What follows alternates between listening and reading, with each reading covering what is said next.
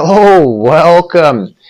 Today I'm going to take you through and highlight some of the main pieces that I have in my home gym and what I use to train every day. I'm a big home gym guy. I like having my own space. I don't like to have to wait for equipment and stuff to use. So if you're like me and you want to build a home gym, or maybe you have one, wondering what kind of pieces you can add to make it a little bit more effective, versatile, or maybe you're just getting started and you're thinking about it. We'll take whatever ideas from this that you want. Most important thing for me is the anchor point. So what I use is the structural column that's exposed in my basement here. It is an unfinished basement.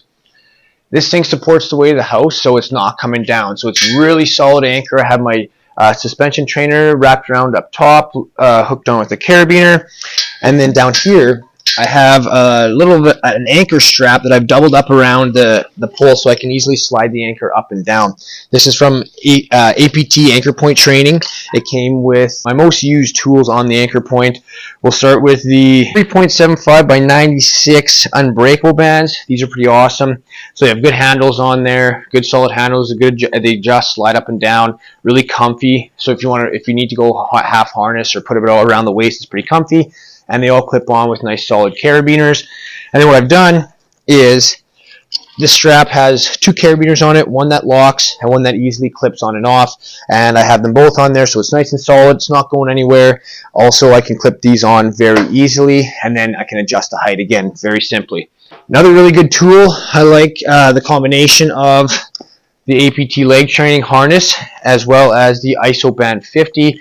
The APT harness works just fine with 3.75 by 96s, the unbreakables, but this one's just a nice combo, really simple to put together. Just kind of pull it through on itself and then anchor it on. I usually use a chain, or I use another band, double that up so that you have a little bit more of a stretch if you need a little more distance on there. Very, very useful tool, the anchor. That's probably, if you have access to that or something like this, or something that's not going to fall down, I recommend looking into getting, especially APT stuff. It's high quality, it feels comfortable, doesn't break, and you're gonna get a lot of bang for your buck. They're very versatile. You don't necessarily need something like this, but if you don't have something like that available, you might have to get some sort of heavy duty anchor system, whether it's to the ceiling, into some cement or something solid, just so you're not ripping it out of the wall or anything like that. So, and moving along here now, we come to the free weight area.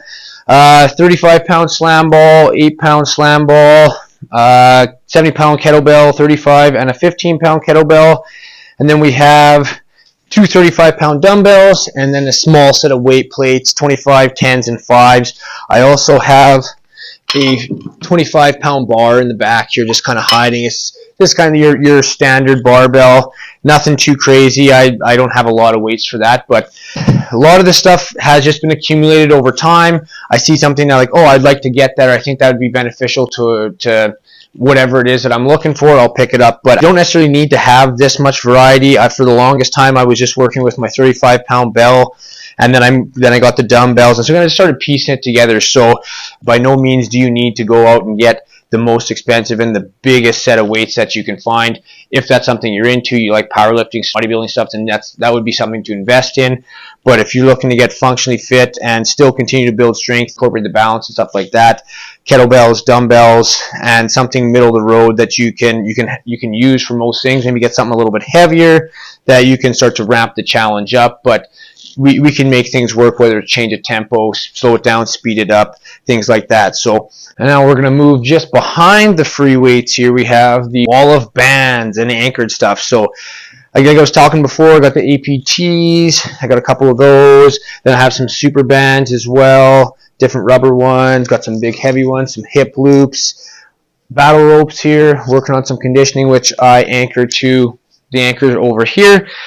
I like working with bands. They're probably my favorite tool just because of the versatility and the amount of force that we can funnel through the body with them. They create a little bit more of their own energy as opposed to just gravity. But again, they're not necessarily better. They're just different. I prefer them. I combine the bands and the free weights all the time to combine different forces, and that's always a good challenge for the body as well. So this is the resistance training alley here, so if you will. So this is what I have for resistance training, and now let's head on over and check out what I have for cardio gear.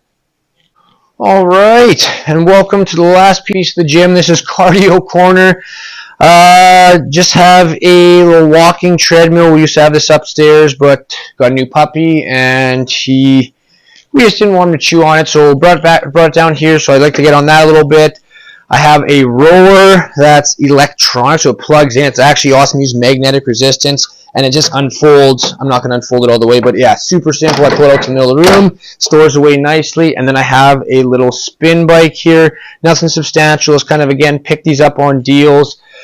Probably my most used one is the rower, but I like to mix in both the treadmill and the bike depending on what I'm feeling for cardio that week. So last but not least, I'll show you the kind of the area where I do a lot of my Zoom training when I am actually training clients, or just if I need some space to move. This is going to be kind of my carpeted area where I do a lot of my body weight stuff, my crawling, my rocking, my rolling, and that's it. That's the home gym tour. Hopefully there was something that you learned from there, or something maybe give you some ideas for something down the line. And if you want me, expand on any of the tools that I have, or maybe you have some questions, feel free to comment, and I'll make a video that can help with that best we can. So that's all for now. Take care.